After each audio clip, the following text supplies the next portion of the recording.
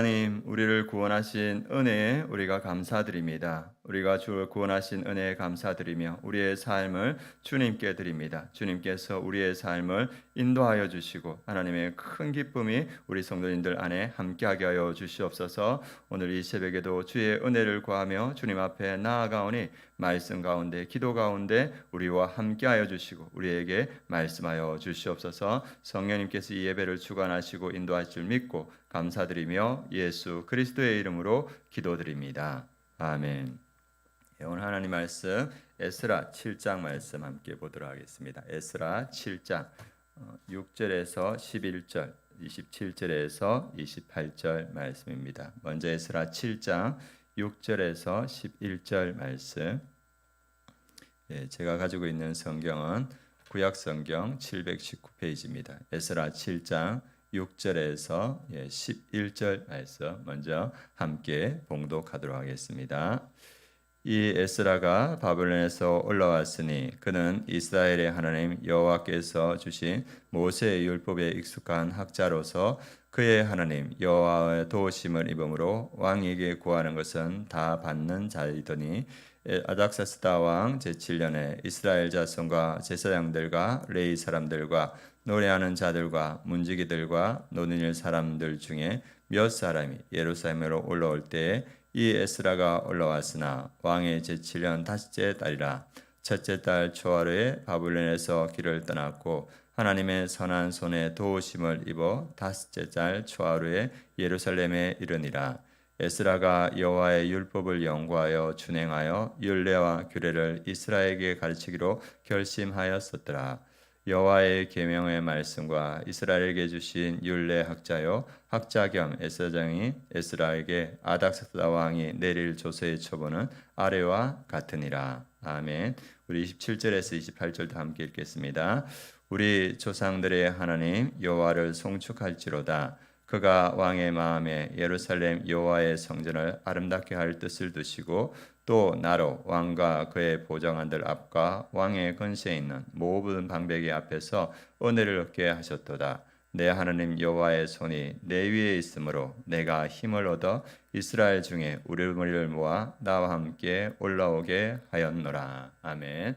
오늘 말씀 제목은 우리의 정체성이 분명하고 사명이 분명할 때 우리는 환경과 여건에 매몰되지 않고 신앙을 지켜나가며 주님께서 우리에게 맡겨진 사명을 이루어갈 수 있다. 이 말씀입니다. 오늘 말씀 제목 우리의 정체성이 분명하고 사명이 분명할 때 우리는 환경과 여건에 매몰되지 않고 신앙을 지켜나가며 주님께서 우리에게 맡겨주신 사명을 이루어갈 수 있다. 이 말씀입니다. 오늘 말씀은 바벨론 70년 포로기 후의 삶을 배경으로 하고 있습니다.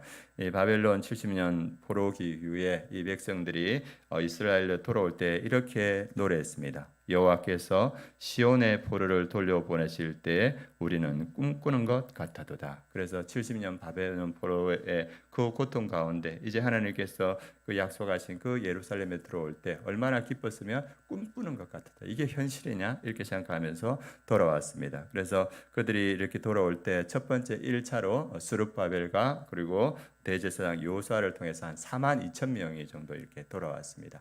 그리고 이제 80년 후에 오늘 나오는 학사 에스라엘 중심으로 한 1,500명 정도가 돌아왔고 그리고 13년 후에 그 느헤미야를 통해서 또 많은 사람들이 돌아왔습니다. 그래서 그들이 성전을 건축하고 그리고 말씀 가운데 세워지고 성벽을 건축하고 또 말씀 가운데 세워지고 이러한 역사들이 있었습니다. 그런데 우리가 생각할 때 이 돌아온 사람들이 대략적으로 남자들만 한 5만 명 정도 되었습니다. 5만 명 정도 돌아왔는데 남은 사람들은 훨씬 더 많았습니다. 우리가 저번에 느헤미야를 보았듯이 돌아온 사람이 5만 명이었다면 더 많은 그 배의 숫자들이 이 바벨론과 페르시아 그 지역에 남았는데 돌아온 사람은 어떻게 돌아왔고 돌아오진 사람 아는 사람들은 왜 그 자리에 남았을까? 이 여행의 여정을 보면 이 여행의 그 길이가 어느 정도 되냐면 한 1,400에서 1,500km입니다.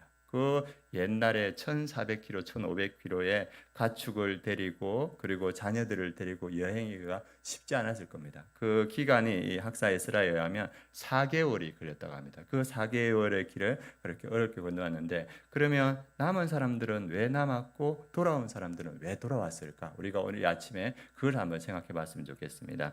오늘 한번 첫 번째 볼 때 여기에 보면 그 신학자들이 연구한 바에 의하면 첫 번째는 이들이 70년 정도 이렇게 바벨론 그 포로에 있으면서 그들의 생활의 터전이 다 잡혀버렸습니다. 그래서 그들은 집도 생겼고 그리고 그들은 그곳에서 직장도 구했고 그들의 재산도 생겼고 그래서 많은 사람들이 그들의 어떤 소유물이나 재산들이 그곳에 잡혀 있었기 때문에 돌아온 사람들보다 남은 사람들이 훨씬 더 많았다고 합니다. 두 번째는 뭐냐 하면 이들이 그 바벨론을 지면서 70년이 지났지 않습니까? 그래서 1세대였다면 해방되었으면 그들이 이제 돌아올 수 있으면 1세대였으면 다 돌아왔을 겁니다. 그런데 70년이 지났기 때문에 그 시대는 2세대, 3세대들이 이렇게 남았습니다. 그래서 그들에게는 부모 세대들보다 돌아올 수 있는 그러한 어떤 사명감이 훨씬 더 부족했습니다. 그러니까 2세대, 3세대들은 그곳에 많이 남았습니다. 그리고 또 현실적으로 볼 때 이 예루살렘은 다 회파되고 그리고 이렇게 남은 것이 없는 황폐한 그런 상황이었습니다. 그래서 70년의 생활 환경을 닦고 있었던 그 사람들이 아무것도 없고 이방인들의 위협이 있는 그곳에 돌아가기가 엄두가 나지 않았을 겁니다. 그래서 돌아온 사람들보다 그곳에 남은 사람들이 훨씬 더 많았습니다. 그러면 돌아온 사람들 23세임에도 불구하고 그리고 자기들의 기반이 갇혀 있음에도 불구하고 돌아온 사람들은 왜 돌아왔냐? 어떻게 해서 돌아올 수 있었냐? 그걸 오늘 보여주는 말씀이 10절 말씀입니다. 우리 7장 10절 말씀 같이 한번 읽어보도록 하겠습니다. 에스라가 여호와의 율법을 연구하여 준행하여 율례와 규례를 이스라엘에게 가르치기를 결심하였더라. 에스라가 여호와의 율법을 연구하여 준행하며 율례와 규례를 이스라엘에게 가르치러 결심하였더라. 이스라엘 백성들이 돌아올 때 돌아온 사람들의 가장 큰 특징은 뭐였냐면 하나님 말씀 중심의 지도자가 있습니다. 70년이 지났음에도 불구하고 그들이 말씀을 붙드는 지도자 에스라 그리고 1차에서는 대제사장 여호수아 말씀에 붙들린 그 지도자가 있었기 때문에 70년이 지나도 여전히 하나님의 말씀하시는 그 방향으로 나올 수 있습니다. 우리 공동체가 이제 70년이 지나도 여전히 하나님의 백성으로 남을 수 있으려면 뭘 붙들어야 됩니까? 말씀을 붙들어야 될 줄 믿습니다. 말씀을 붙들 때 70년이 지나고 100년이 지나도 여전히 우리가 하나님의 그 말씀에 순종할 수 있는 백성이 될 수 있습니다. 그래서 말씀을 붙드는 지도자가 있었고 말씀을 붙드는 말씀을 사랑하는 백성들이 70년이 지나도 그리고 황폐한 땅에 있음에도 불구하고 그들이 돌아올 수 있었습니다. 또 하나는 뭐냐면 오늘 말씀에 자기가 에스라가 율례와 규례를 이스라엘 백성에게 가르치기로 결심하였더라. 그래서 이 에스라에게는 하나님의 백성이라는 분명한 정체성이 있었고 그리고 자기는 이 말씀을 이스라엘 백성들에게 가르칠 거라는 사명감이 있었습니다. 그래서 70년이 지나도 여전히 우리가 주의 백성으로 쓸 수 있는 것 우리가 누군가 하기라는 정체성과 하나님께서 맡기신 것 사명에 대한 분명한 인식이 있을 때 70년이 지나고 황폐한 곳에서도 우리가 그 자리로 돌아와서 주의 백성의 나라를 이루어갈 수 있다는 것을 성경은 말해주고 있습니다. 그래서 에스라의 그 목적은 뭐냐? 하나님 말씀 앞에 다시 공동체를 세우는 것. 이 분명한 사명감이 있었기 때문에 70년이 지나도 그가 돌아올 수 있었다. 이걸 볼 수 있습니다. 우리가 저번에 봤듯이 아브라함의 자손, 아브라함과 그의 자손 이삭과 야곱과 요셉도 그 다른 지역이 있더라도 늘 죽음의 자리는 어디였습니까?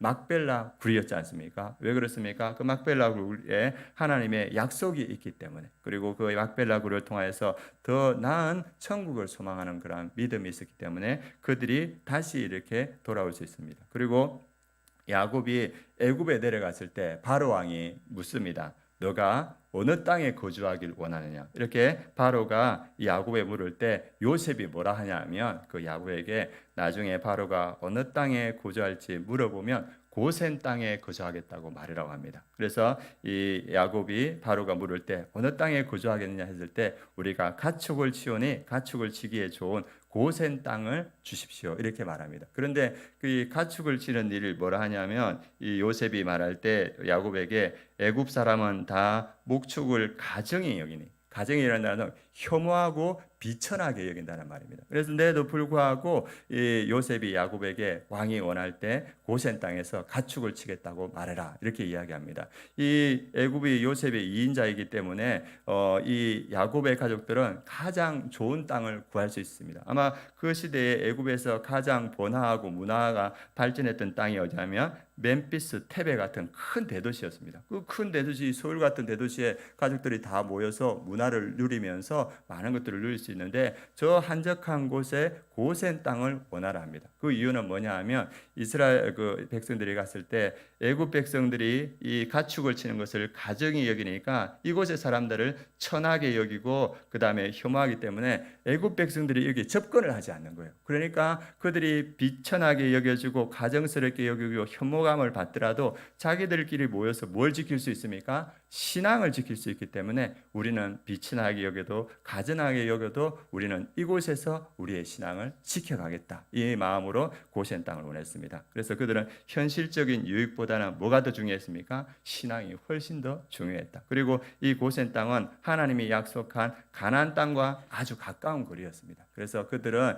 애굽 땅에 갔음에도 불구하고 그들의 신앙을 지킬 수 있었고 그리고 400년이 지나서 그들이 가나안 땅으로 이렇게 올 수 있습니다. 어떠한 상황에도 우리의 정체성이 분명할 때, 우리의 사명이 분명할 때 환경을 넘어설 수 있다는 건 성경은 우리에게 보여주고 있습니다. 그리고 여러분들 이집트에 가면 쓰레기 마을이라는 곳이 있습니다. 아마 이렇게 많은 분들이 그쪽을 가면 방문할 텐데 거기에 쓰레기 마을이 1950년, 60년에 이집트의 그 시골에 있던 사람들이 카이로로 넘어왔는데 그 사람들은 대부분 콥트였습니다. 근데 이집트의 종교가 이슬람이다 보니까 이 시골에 있던 콥트 종교인들이 이 카이로에 오니까 이 제대로 된 직장을 구할 수가 없는 거예요. 그래가 그들이 그 카이로시에서 뭘 했냐면 돼지를 치고 쓰레기를 줍는 일을 했습니다. 그들이 그 콥트 기독교이기 때문에 이슬람 사회에서 주류로 진출하려면 그들이 개종을 하면 이슬람으로 개종하면 직장을 구할 수 있는 폭이 훨씬 더 넓어지고 주류 사회로 진출할 수 있는 훨씬 더 많은 길이 열릴 수 있습니다. 그런데 그럼에도 불구하고 이 콥트 교인들은 우리의 신앙을 지켜야 되겠다. 그래서 그들이 카이로에서 그 가장 비천한 직업을 가지고 있었는데 정부에서 지저분하다. 너희들 나가라 이렇게 된 거예요. 그래서 이 콥트 교인들이 이제 그 카이로의 가장 외곽 지역에서 모여서 그들이 무슨 일을 하냐면 쓰레기 분리수거를 했습니다. 그래가지고 그 사람들이 모여서 이제 그 카이로에서 나오는 모든 쓰레기들을 분리하면서 살아가는데 그 사람들의 숫자가 얼마냐면 6만 명이 넘는다고 합니다. 그들은 쓰레기 분리수거하면서 악취나는 그 환경 가운데도 개종하지 않고 이슬람으로 바꾸지 않고 그들의 공동체를 모여서 지금도 살아오고 있습니다. 그리고 그곳에는 그 쓰레기 마을 중심에는 뭐가 있냐면 세계에서 가장 큰 동굴 교회가 있습니다. 쓰레기를 분리함에도 불구하고 그들은 모여서 하나님을 예배하는 백성으로 여전히 남아 있습니다. 왜 그렇게 살아갑니까? 우리가 주류 사회에 진출해서 더 좋은 직장을 가지고 더 좋은 환경을 가지는 것보다 우리는 하나님의 이 신앙을 지키는 것이 훨씬 더 중요하다. 그 정체성이 분명하니까 이집트에서 가장 낮은 하층민으로 살아가지만은 그는 여전히 하나님을 예배하는 백성으로 남아 있습니다. 우리도 우리의 신앙이 어떠한 환경에든 무너지지 않고 굳건하기 위해서는 뭐가 분명합니까? 우리의 정체성이 분명해요. 우리가 하나님의 백성이라는 것, 하나님께서 우리에게 사명을 맡겨주셨다는 것, 그것이 분명할 때 70년이 지나고 100년이 지나도 우리의 신앙을 유지할 줄 믿습니다. 그리고 오늘 에스라 대제사장 여호수아처럼 우리가 말씀을 붙들 때 우리가 그 말씀으로 우리의 신앙을 지켜나갈 수 있고 우리의 자녀들이 100년이 지나도 신앙을 지켜나갈 줄 믿습니다. 그래서 이 새벽에 하나님 우리 아름다운 공동체 우리의 다음 세대들이 말씀을 붙들게 하시고 분명한 정체성을 가지게 하시고 하나님의 사명을 알게 하여 주옵소서. 기도해 주시고 또 우리도 동일하게 하나님 우리가 말씀을 붙들어서 50년이 지나고 100년이 지나도 변하지 않는 하나님의 백성이 되게 하시고 우리의 정체성 하나님의 백성임을 우리가 뚜렷하게 하게 하시고 또 우리에게 맡겨진 그 사명이 분명한 주의 백성 되게 하여 주옵소서. 그럴 때 우리가 세월이 지나고 환경이 변화도 끝까지 우리가 하나님의 백성으로 주의 사명을 감당할 줄 믿습니다. 그것을 가지고 기도하는 우리 성도님들 되었으면 좋겠습니다. 그리고 오늘 기도하실 때 오늘 우리의 자녀들을 위해서 함께 기도했으면 좋겠습니다. 우리 서원찬 우리 그 청년이 지금 여전히 대상포진인데 그 어려움에도 불구하고 계속 근무를 서고 있다고 합니다. 그래서 힘든데 하나님께서 이 선찬 청년의 그 건강을 주님께서 속히 회복하여 주실 수도 있도록, 또 우리 군 복무하는 우리의 자녀들이 있습니다. 이한상 우리 청년 발목이 많이 안 좋은 가운데 군대에 갔는데 하나님께서 그 연약한 발목을 치유하여 주시도록 기도해 주시고, 또 서은재, 안준혁, 정명훈, 송민우, 이혜성, 최철원 우리 자녀들 군 복무하는 자녀들입니다. 하나님께서 이 자녀들 건강과 안전을 지켜주시고 군에서도 우리의 믿음을 지켜가고 믿음이 성숙한 자녀들을 세워줄 수 있도록 기도해 주시기 바랍니다. 그리고 우리 고3 자녀들이 6명 있습니다. 이 수능을 준비하는 자녀들 주님께서 지혜 주시고 이 고3 시절에 하나님을 더 깊이 만날 수 있도록 기도해 주시기 바랍니다. 그리고 우리 청년들이 있습니다. 직장을 구하고 또 학업과 진로, 결혼을 준비하는 우리 청년들이 주님의 은혜로 이것들을 잘 준비해 갈 수 있도록, 무엇보다 우리 청년들 신앙이 세워질 수 있도록 기도해 주시고, 우리 모든 청년들이 예배에 나오고 목장 예배에 나와서 믿음이 굳건해지는 우리 청년들 될 수 있도록 이 새벽에 함께 기도해 주시기 바랍니다. 기도하겠습니다. 하나님, 70년이 지났음에도 불구하고 말씀에 붙들린 지도자를 통하여서 말씀을 사랑하는 백성들이 하나님의 백성이라는 정체성을 가지고 사명을 가지고 다시 이스라엘 땅으로 돌아오는 모습을 봅니다. 우리의 자녀들이 우리가 말씀을 사랑하는 주의 백성들 되게 하시고 하나님의 백성이라는 분명한 정체성을 가지고 하나님께서 주신 그 사명을 붙드는 우리 모든 성도님들, 그리고 우리의 다음 세대들 될 수 있도록 주님께서 역사하여 주시옵소서. 특별히 군에 있는 우리의 자녀들 위해서 기도합니다. 육체가 연약한 우리의 자녀들이 있습니다. 하나님께서 역사하여 주셔서 우리 자녀들을 붙들어 주시고 군에서 하나님을 더 깊이 만나고 믿음이 성숙하는 그러한 귀한 시간 되게 하여 주시옵소서. 또 이 새벽에도 각자의 기도의 제목을 들고 우리 성도님들 주님 앞에 나아갑니다. 성령의 충만한 가운데 주님 만나는 이 새벽 될 수 있도록 주님께서 역사하여 주시옵소서.